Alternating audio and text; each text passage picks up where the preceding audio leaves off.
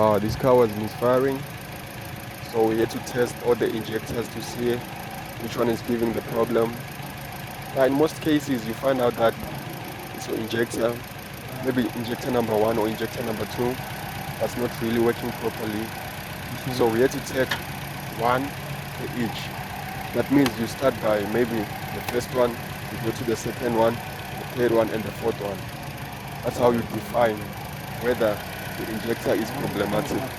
So if you remove it, then the car starts to seem as if it's gonna die. Actually, when you remove it, if the injector is working fine, the car is gonna die. So usually this is how we really test the injectors.